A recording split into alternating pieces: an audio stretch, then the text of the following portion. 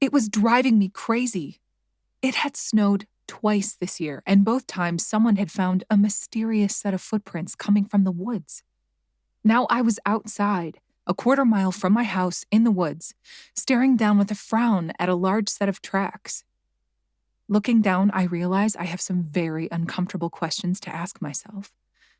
Like, what the hell was anybody doing outside in a storm? It had only just stopped snowing. A blizzard had dropped 19 inches in the last 14 hours, whipping the world into a whiteout. And the weirdest thing is the prints seemed to appear from nowhere in the middle of the meadow, and then lead directly to the back door of my house, then stop. Yet my house was empty. I was certain it was.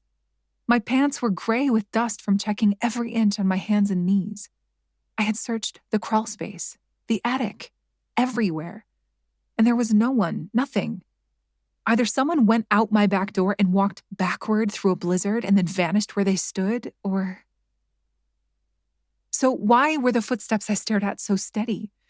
They didn't waver or trip. They plowed through the snow. Someone had walked a quarter mile through the woods in a whiteout. Night or day, it wouldn't have mattered. They simply would not have been able to see. In the clearing outside the forest, the steps were hard to identify as human. They were too deep and blown over. But there was less wind in the woods, and there the steps showed clearly. They were boot prints the size of clown shoes. I made an oval of my mouth and blew out a cloud of breath. I frowned again. The footsteps were so confident, so straight. Again, that wasn't what I should have been worried about. It was Leah Miller's words that my mind had been ignoring. Jack had said she'd talked about a lone set of footsteps that crossed her yard and stopped at her back door. I took a deep breath, the kind that burns your lungs with cold. I looked between the trees. Down the ridge in the distance, I could see a sliver of my house. My vision blurred as my eyes welled with tears of fear. Who came blind through a blizzard to my home? And where were they now? They could be somewhere hidden. Another place in the walls I'd yet to discover.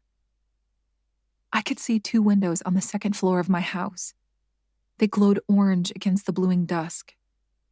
It was too far to tell, but I felt like someone was watching me. The funny thing was, all I could think about was what had led me to this moment. My stubbornness, my insecurity. But it felt like I was missing something now. Why did it feel like I had been coaxed to come here to this creepy housing development in the woods?